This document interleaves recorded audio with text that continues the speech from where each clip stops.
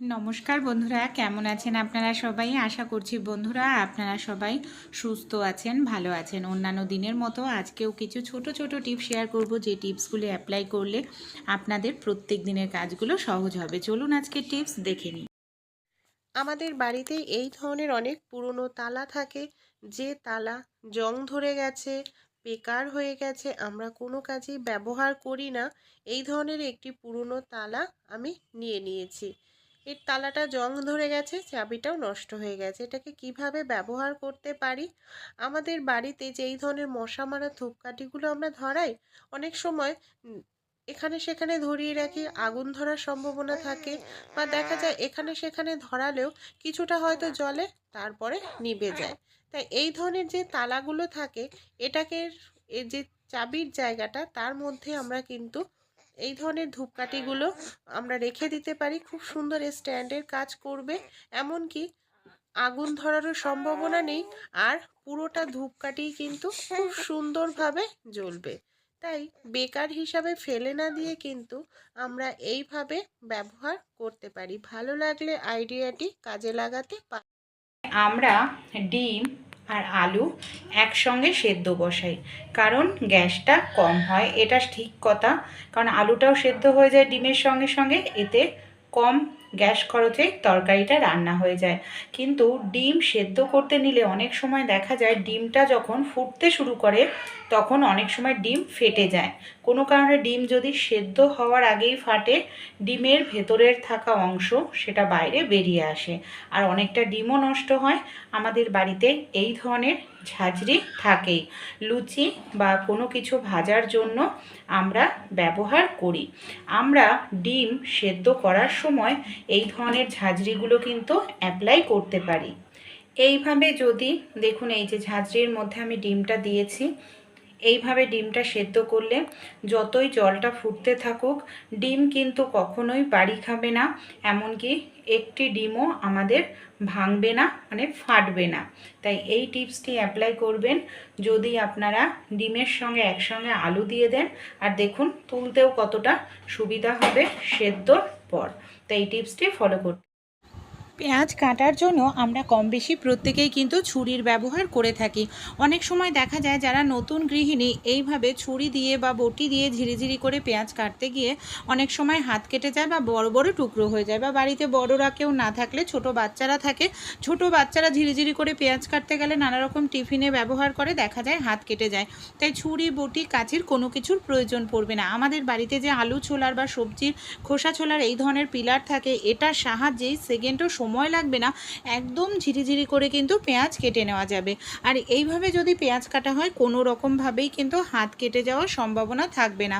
এই দেখুন আমি ঝিরিঝিরি করে এখানে আপনাদের পেঁয়াজটা কেটেও দেখাচ্ছি, কত সুন্দর আর কতটা ঝিরিঝিরি করে এখানে আমার পেঁয়াজটা কাটা হয়ে যাচ্ছে। ভালো লাগলে আইডিয়াটি অবশ্যই ট্রাই করে দেখবেন। আপনারাও এই ছোট্ট টিপসটি অ্যাপ্লাই করতে পারেন। এইভাবে কিন্তু শুধু পেঁয়াজ নয়, অন্য কোনো সবজিও এইভাবে ঝিরিঝিরি করে কেটে নিতে পারেন। দেখুন একদম ছোট ছোট পিস করে এখানে আমি ছুরি বটি ছাড়াই কেটে নিলাম। ডিম আমরা কম বেশি প্রত্যেকেই খেয়ে থাকি। অনেক সময় রান্নাবাড়ি করতে গেলে দেখা যায় ডিম সেদ্ধ করার পর ডিমটা অনেকটা সময় গরম থাকে, আর গরম ডিম হাত না লাগিয়ে কিন্তু ছাড়ানোই যায় না। আজকে এমন একটি সহজ পদ্ধতি শেয়ার করব, খুব সহজেই গরম ডিমের খোসা ছাড়িয়ে নিতে পারবেন। আপনাদের ডিম ঠান্ডা করতে লাগবে না, ডিমে হাত দেওয়ার কোনো রকম প্রয়োজনই পড়বে না। এখানে দেখুন আমি যে কটা ডিম সেদ্ধ করেছি নিয়ে নিলাম। ডিমটা কিন্তু এখনও আমার প্রচণ্ড গরম রয়েছে। এখানে দেখুন আমি একটি থালা নিয়ে নিয়েছি, থালাটা দিয়ে এইভাবে ঢেকে নেব, তারপর এইভাবে নাড়াতে থাকবো। দেখতে পাচ্ছেন একটা আওয়াজ হচ্ছে, এতে একটা ডিমের সঙ্গে আরও একটি ডিম বাড়ি খাবে, আর ডিমটার খোসা একা একাই ছেড়ে যাবে। এই দেখুন এইভাবে আমি কিছু সময় নাড়িয়েছি। এবার আমি আপনাদের দেখাবো। এই দেখতে পাচ্ছেন যখন একটার সঙ্গে একটা বাড়ি খায় তখন খোসা সহজেই এইভাবে আমাদের খোসাগুলোকে ছেড়ে যায়, এমনকি ডিমের মধ্যে হাত দেওয়ারও প্রয়োজন পড়ে না। ভালো লাগলে ট্রাই চিরুনি কেনার পর আপনারা কখনো গ্রেটারের ওপর চিরুনিটাকে এইভাবে ঘষে দেখেছেন? আমরা যখন বাজার থেকে নতুন কোনো চিরুনি কিনে নিয়ে আসি, দেখবেন চিরুনির মাথাটা ভীষণ পরিমাণে ধার থাকে, আর এই চিরুনি দিয়ে চুল আঁচড়ালে আমাদের চুলও উঠে যায়, মাথাও কিন্তু ব্যথা লাগে। তাই কিভাবে চিরুনির মাথাটাকে একেবারে স্মুথ করে নিতে পারবেন তারই একটি সহজ পদ্ধতি আপনাদের সঙ্গে শেয়ার করব। গ্রেটার আমাদের প্রত্যেকের বাড়িতেই থাকে। এইভাবে চিরুনিটাকে গ্রেটারের ওপর চিরুনির মাথাগুলোকে কয়েক সেকেন্ডের জন্য আলতো করে একটু ঘষে নেবেন। এতে দেখবেন যে মাথাগুলো আপনাদের ধার হয়ে গেছিলো, চুল আঁচড়াতে ব্যথা লাগতো, চুল উঠে যেত, সেই সমস্যা আর হবে না। তাই ভালো লাগলে অবশ্যই ট্রাই। আমরা অনেক সময় কি করি, ফুল ঝাড়ু দিয়ে যে ঘর ঝাড় দিই, ফুল ঝাড়ুটাকে কোথাও দাঁড় করিয়ে রেখে দিই। দাঁড় করিয়ে রাখলে কি হয়, ফুল ঝাড়ুটা এরকম বেঁকে যায়, ধীরে ধীরে সেই বাঁকা অংশ থেকে ফুল ঝাড়ু ভাঙতে শুরু করে। এমনকি একটা সময় এতটাই ভেঙে ভেঙে সরু হয়ে যায় যে আমাদের নতুন করে আবার ফুল ঝাড়ু কিনতে লাগে। আর একটি ফুল ঝাড়ু কিনতেও কিন্তু এখন অনেকটাই টাকা খরচা হয়। তাই এই কাজটি আর কখনোই করবেন না। যখনই বাজার থেকে নতুন ফুল ঝাড়ু আনবেন, সঙ্গে সঙ্গে এই কাজটি করে নিন। এতে একটি ফুল ঝাড়ু অনেক দিন ব্যবহার করতে পারবেন, নষ্টও হবে না। অনেক সময় ফুল ঝাড়ুর যে মাথার দিকে ছিদ্র থাকে, অনেক ফুল ঝাড়ুতে ছিদ্র থাকে না। যদি ছিদ্র না থাকে, কোনো পেরেক বা এই ধরনের বাঁশসুই নিয়ে নিন। তারপর এইভাবে আপনারা একটি ছিদ্র করে নিন। এখানে আমি বাঁশসুই ব্যবহার করছি, বাঁশসুই দিয়ে এইভাবে আমি ছিদ্র করছি। সেই সঙ্গে আমি নিয়ে নিচ্ছি একটি দড়ি, বাঁশসুইয়ের মধ্যে এইভাবে দড়ি পরিয়ে নিচ্ছি। পেরেক দিয়ে করলে আগে ছিদ্র করে নেবেন, তারপর পেরেকের মধ্যে আপনারা দড়িটা পরিয়ে নেবেন। এই দেখুন, এইভাবেই আমি একটি দড়ি এর মধ্যে ঢুকিয়ে নিলাম। এরপর কি করব, এই যে দড়িটা ঢুকিয়ে নিলাম, এই দড়িটাকে এবার আমাদের টাইট করে একটু বেঁধে নিতে লাগবে। তাহলেই কিন্তু আমাদের একটি ফুল ঝাড়ু অনেক দিন চলবে। এমনকি ফুল ঝাড়ুর যে ফুলগুলো সেটা ভাঙবে না, নষ্ট হবে না। কি করব, এটাকে আমরা যে কোনো জায়গায় ঝুলিয়ে যদি রাখি, তাহলে কি হবে, ফুল ঝাড়ুর ফুলগুলো বেঁকে যাবে না, সোজা থাকবে। এমনকি একটি ফুল ঝাড়ু আপনারা 2-3 বছরও ব্যবহার করতে পারবেন। পরের যে টিপসটি শেয়ার করব, অনেক সময় আমরা যখন বাজার থেকে ফুল ঝাড়ু কিনে নিয়ে আসি, দেখা যায় ফুল ঝাড়ুগুলোর মধ্যে প্রচুর নোংরা থাকে। সেই ফুল ঝাড়ু দিয়ে ঘর ঝাড় দিলে ঘর পরিষ্কারের পরিবর্তে আরও বেশি কিন্তু আমাদের নোংরা হয়ে যায়। তাই বাজার থেকে ফুল ঝাড়ু আনার সঙ্গে সঙ্গে এই কাজটি করতে হবে, তাহলে ঘর আর নোংরা হবে না। আয়রনটাকে হালকা একটু গরম করে নিন, বেশি গরম নয় কিন্তু।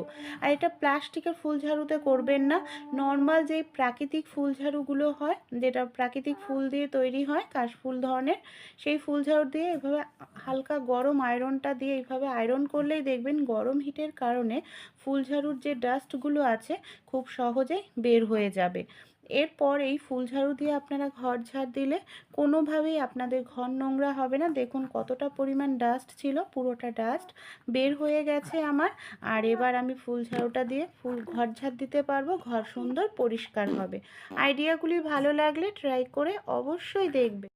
তারপর আমরা কি করি, একটির ওপরে একটি রুটি, গরম রুটি এইভাবে রাখি।